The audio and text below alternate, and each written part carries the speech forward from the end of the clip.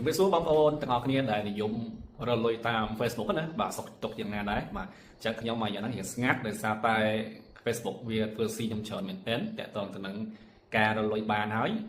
វាបែរជាអត់បើកលុយឲ្យខ្ញុំបាទគឺសេតហើយមួយទៀតគឺកំពុងតែ build page ថ្មីប៉ុន្តែវាអត់ត invite បាទអញ្ចឹងចេះធ្វើបន្តទៅមិនដឹងថាថ្ងៃណាវា invite ទេបាទ Facebook វាអត់ទៀងអញ្ចឹងបាទរលុយបានហើយគឺអត់បើកលុយយើងទៀតក៏មានបាទហើយ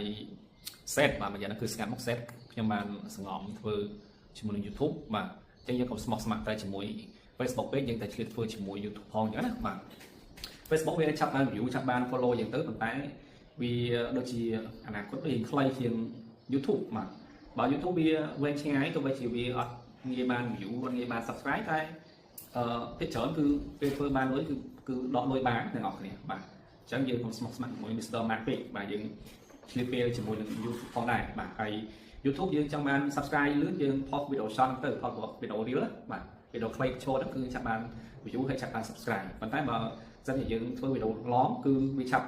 បានមកណាយើងធ្វើ8នាទីឡើងទៅអាច8នាទី10នាទីឬក៏5នាទីអញ្ចឹងទៅគឺវាឆាប់បានមកអញ្ចឹងព្រោះថាខាងវា1000 subscribe ហើយ1000 watch time បាទអញ្ចឹងយើងធ្វើ long ទៅវាឆាប់បានមកបាទហើយ YouTube គឺវាពឹងទៅលើគេហៅថា search បើសិនអ្នកនរគ្នា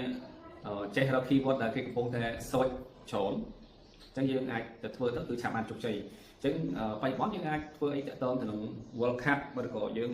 ទៅធ្វើផ្សេងទៀតដែលគេកំពុងតែ search មើលច្រើននៅលើ YouTube គឺយើងតែធ្វើអញ្ចឹងដែរទៅគឺយើងពេលគេ search យូរទៅគឺវានឹងអាចប៉ះនៅវីដេអូយើងផងដែរហើយបើសិនជាវីដេអូយើងធ្វើទៅមានភាពតាក់ទាញហើយល្អមើល thumbnail អីលោទៀតគឺគេងាយនឹងចុចមើលវីដេអូយើងចុច subscribe វីដេអូយើងអញ្ចឹងអ្នកនរគ្នាបាទអញ្ចឹងយើងឆ្លៀតពេលជាមួយនឹង YouTube ផងដែរបាទស្មោះស្ម័គ្រជាមួយ Mr. Mark ពេកអញ្ចឹងយើងមកយ៉ាងគឺសង្ងំជាមួយនឹង YouTube ផងដែរបាទអញ្ចឹងជូនពរអ្នកនរគ្នាបាទសុខសប្បាយហេងបាទរលួយចូលរាល់ខែបាទ